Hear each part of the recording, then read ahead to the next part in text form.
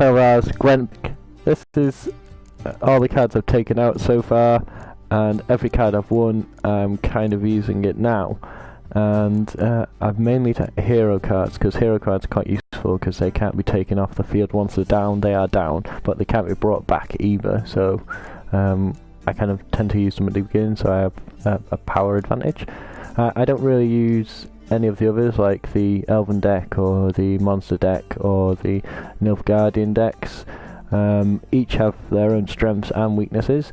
For example, the kind of Elven deck has an ability where they can swap there we go, it says it here, and it, like, you can be placed in either the close combat or the ranged combat row, but cannot be moved once placed. So you have a choice of using it as the sword or the arrow, and that can be quite handy, because if someone's going to be using a weather card such as Biting Frost, you can then switch it to the archer side, so you can avoid losing points that way. The Monster deck is well, its main power comes from having monsters of a similar kind. Finds any cards with the same name in your deck and plays them instantly, so you can have lots of attack in a short space of time, which is incredibly useful. But if someone's got Biting Frost, then it just lays all that to waste, and yeah, you've just wasted a lot of cards on nothing then. But it doesn't take it from your hand, it takes it from the deck, so you can save on cards as well. Nilfgaardian's deck, to me, they have the highest attack power on, well, in all aspects it seems. It seems like when I've played people with Nilfgaardian decks, they've always had high attack on everything from swords, archers, and even siege units as well, some reaching to 10, which is incredibly surprising. I just thought that would be more of a northern one, but it's not. So yeah, they've got high attack, and they've still got spies and other special ability cards as well. Northern Realm, I don't know why I favour it, it's just one I've been using from the beginning, and it's served me well. And the leader card I've chosen, because each leader card has a special effect. I know the more you win, maybe you get to unlock more. I'm not quite sure. Like I say, I'm just starting, so these are the basics that I know that I'm hopefully sharing with you to hopefully help you. And yeah, just play everyone and everything in the game. If you see someone like a shopkeeper, run up to them, and you don't need to buy what they're selling, you just need to fight them and take their cards and money. And the lead card that I use the most is the Siege Master card, well, leader card, because it's an extra Commander's Horn in your deck, but without obviously filling up your deck. And that's what I'm kind of basing this deck on, is building a high siege unit strength deck. Like, the more you have, the better.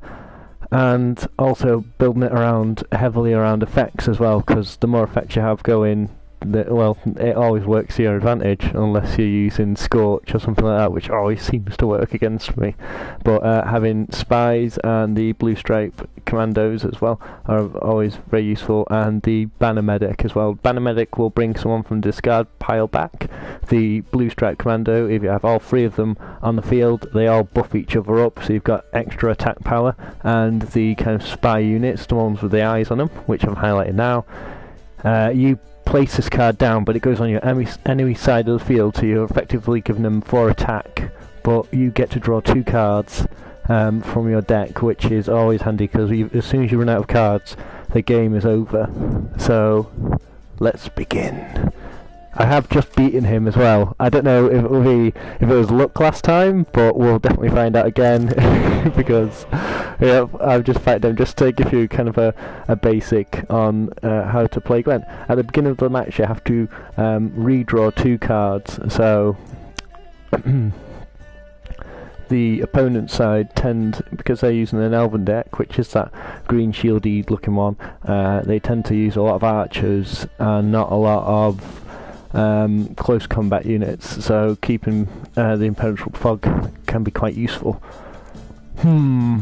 That's a first. I've got two of these. I've got 2 archers, and I've got 2 blue stripes commandos. Now these 2 will buff each other, so their attack is 4 now, but once placed on the field, both sides, like next to each other, will give them 8 attack.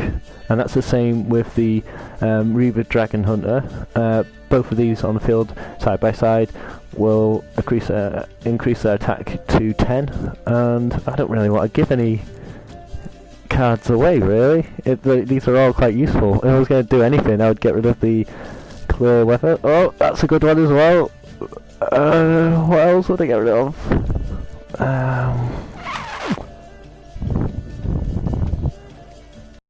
I haven't drawn any spy cards, which I think will end up shooting me in the foot, really, because I've only ever won matches with lots of spy cards, so let's see what happens. I shouldn't really have started off with archers either. I should have gone with close combat.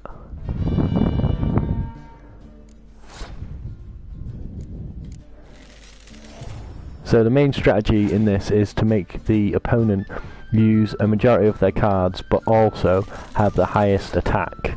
But that doesn't mean you always have to have the highest attack. You could just basically lose a round on purpose, but make them use as many cards as possible. Oh, what's that gonna do? Oh, that's alright. It hasn't killed anything.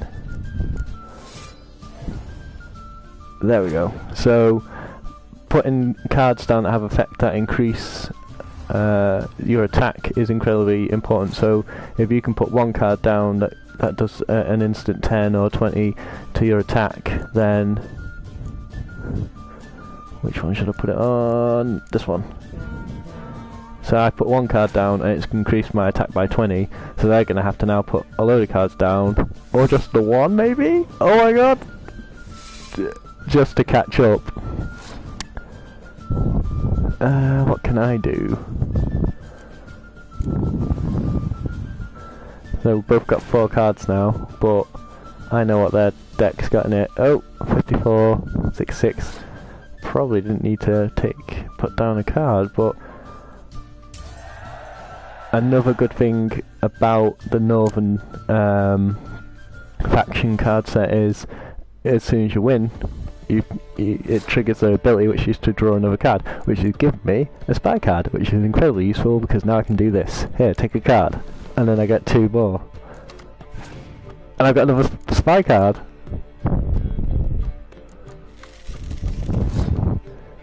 As I said, the more cards you have, the more. Oh, well, that's quite useless. Like having 3, unless they're going to give me back my spy cards, which I doubt they will. It's probably worth. I don't really know what to do now. There you go. Are we just going to kind of like try and waste cards now to make them put down their last 2 cards, or are they going to pass? Because I don't really mind losing a round if it means they've only got 1 card left, because then I can just trample them on the next one.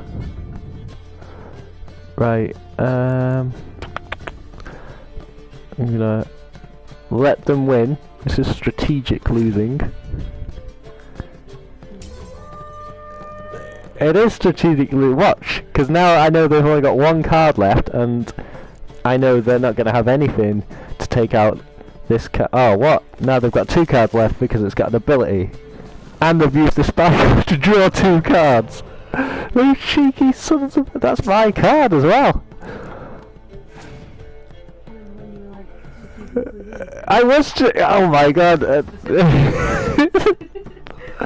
Oh gosh. This game has turned around. I do. They don't remember who they're playing. That's the problem. Wow, that's 2 powerful cards. That's quite surprising. Right. But it doesn't mean I'm going to lose. Just to let you know, I've got good cards somewhere. That's always a good one to put down since I've got one in my hand, and he's now getting buffed up by his friend. And I've got a siege unit that will also bring another card back from the dead, and it's going to be him. Buff again. Gadoosh! Times 2. And there you go, here's a hero card for you too. I'm going to see what I mean. Look, trampling. They're going to be trampled. What's that? 99 versus 34? There we go. 99 unred balloons, 99 versus 34. They tried to be a prune, but I had 99 red balloons. so basically, this is me winning. And press it. There you go. I've won the round. Ta-da! Strategic losing. Sometimes you've got to lose to win. It's basically trying to force your opponent into losing cards that they don't need to. I mean, they had 26, I had 0. I mean, they could have risked it, but that's why I always like to win the first round. As soon as you've won the first round, that's one in the bank for you, and you know you can kind of be a more relaxed playing the second one, where if you lose the first round, you've got to put a lot of effort into the next one, otherwise, you know, you've just lost the entire game. So, hopefully you've enjoyed this video and you've gained some good pointers from this. If you're confused by anything, even if you want to talk about just like Gwent for, you know, about the cards or something, because I like reading the cards, like, you know, the poor fucking infantry, and reading their little quote they've got at the bottom. I find them quite hilarious sometimes, and I like cards that have like kind of a story or meaning behind them as well. I find that quite interesting. So I don't know if you want to talk about Gwent, or you want to talk about the new upcoming Gwent game standalone version that's being released on PC and Xbox. You know, if you want to talk about that, or if you want to talk about anything, or want some pointers, or you can even give me some advice. That's always a good thing. On the other decks I haven't quite, you know, covered, like the monster deck and the Nilfgaardian decks. If you find them better, let me know, comments below. You know, I'd love to, you know, share my Gwent enthusiasm with you. Layer Gwent, yeah. So I hope you enjoyed this video, and yeah, I'll see you soon. Bye.